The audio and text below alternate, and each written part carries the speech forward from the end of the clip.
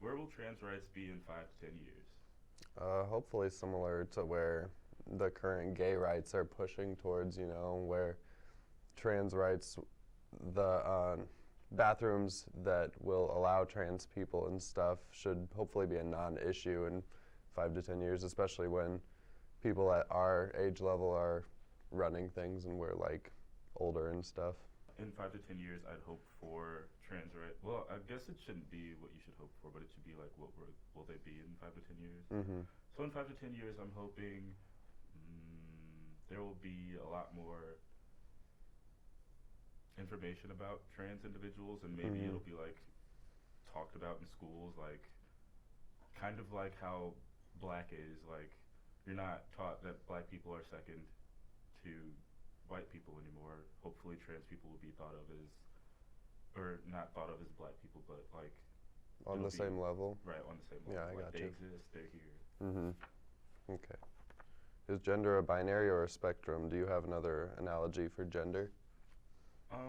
I think of gender as a spectrum, or the way that I've been taught, I think of it as a spectrum. But like, even like with the spectrum, it seems like you have to identify yourself. Like, I don't think that gender should be just like something that's blatantly talked about. Like, hey, I'm me, I'm LaShawn, I'm not Mm-hmm. some creature. I Mm-hmm. guess you know. I have like, I guess an analogy I could make would be like almost skin color, and not in like the racist kind of way, obviously, but like not everyone is 100% this color of white or this color of black. Like you, there are people who are darker than you, and there are people who are lighter than I me. mean, there are darker parts of my body, Right, lighter parts of my exactly. body. Yeah. And in the same fashion, gender is not male or female. It's male, female, etc. Everything in between, everything beyond that kind of thing. I get you. All right, I'll pick this one. Can someone identify as a man or a woman and dress as a man or a woman, respectively? Of course, yeah. If you identify as a man, then and you dress as a man, Mm-hmm. then you're conforming more or less. And you can even identify as a man and dress as a woman, for example, just because gender and like how you express yourself are two very different things. I feel like, Right. I just don't. I guess I don't understand why like clothes are gendered. Like we're all kind Mhm. of forced into these suits and like jeans and Mhm. stuff. Like I might as well be able to wear exactly what I want. Like if I want to go out in a dress or a crop top or something, I feel like I should be able to. Mhm. Dresses have so much more variety. I Mm-hmm. wish I could wear dresses all the time, but I have to wear a stupid black suit that looks the same amongst everything. Um, what have celebrities like Caitlyn Jenner and Laverne Cox done to change your perception of the trans community? Caitlyn Jenner has done absolutely nothing. Let's talk about Laverne Cox then. Okay. So I feel like her representation on being on Orange is the New Black and stuff like that really popular show has done the trans community a lot of good, especially how they portrayed her character itself, because Mm-hmm. she's seen as like this very like loving, nurturing character that cares about a lot of people, especially her family. Mm-hmm. So seeing a trans person in a very positive light like that, I feel like is a very good thing, especially in today's day and age.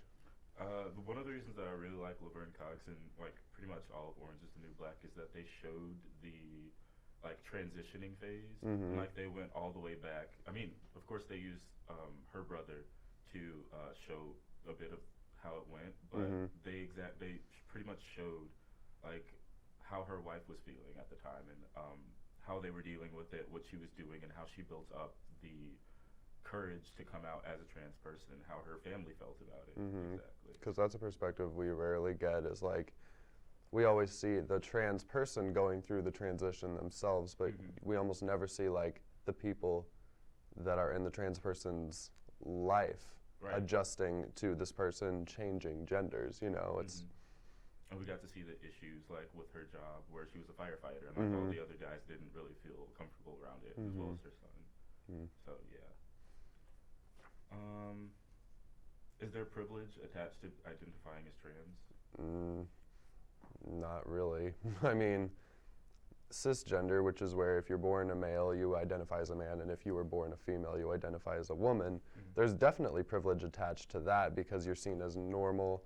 You're not questioned for like going out in public wearing the clothes that you are supposed to be wearing, etc.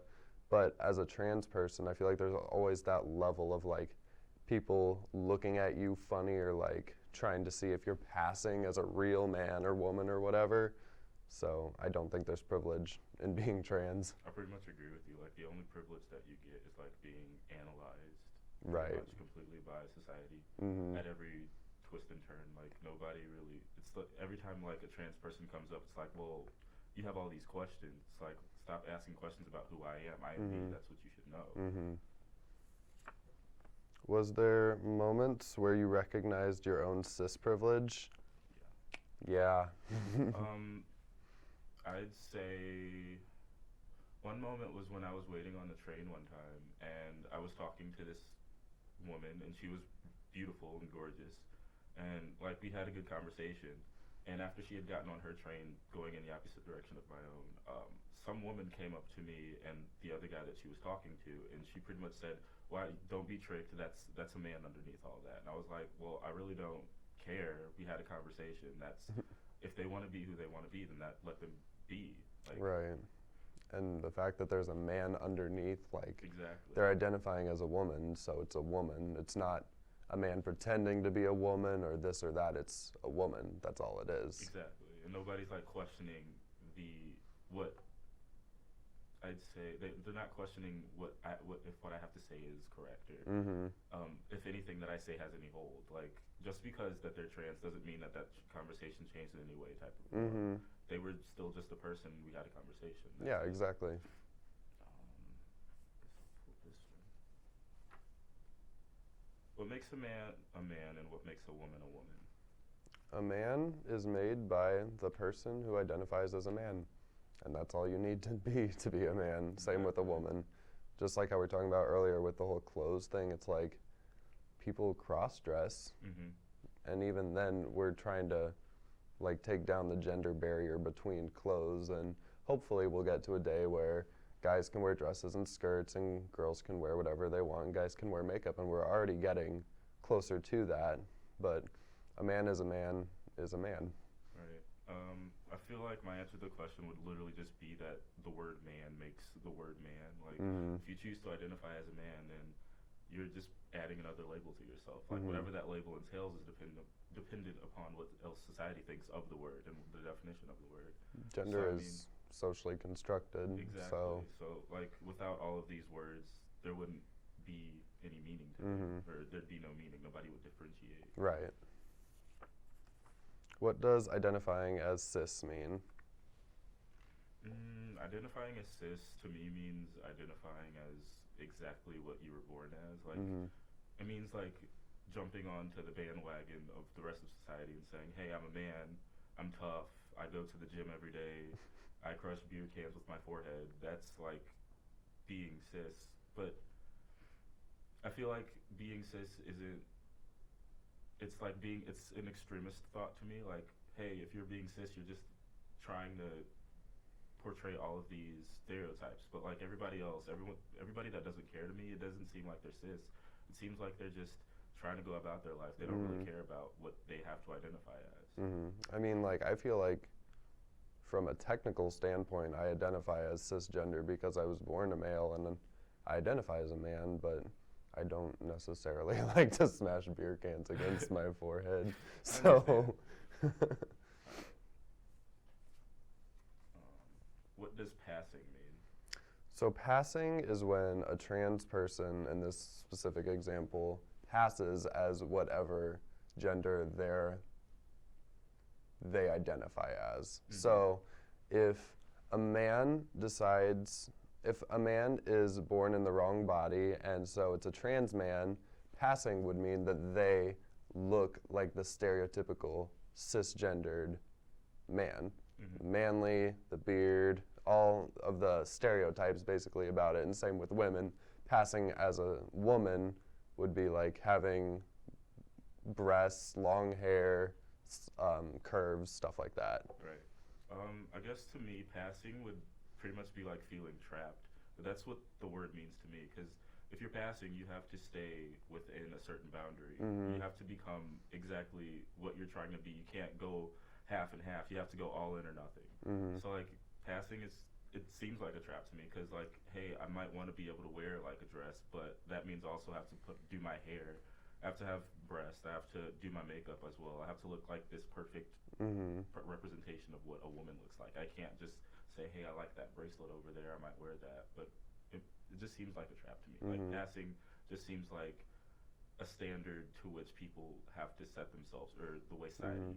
society sets people. It's definitely a negative mentality because passing can also go beyond just like gender. Because like Hmm. people say I'm straight passing a lot, Exactly. and it's like, well, what does that mean? Am I not gay enough for you? Hmm. Like, I get, do yeah, you expect me to exactly. pull out a rainbow out of my back pocket or something? Or okay, what is a gender binary?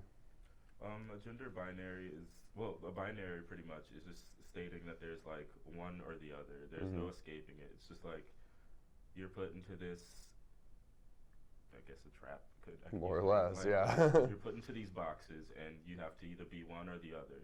Like in a binary, there is no outside. There's only one or the other. It's black and white. Hmm. Yeah.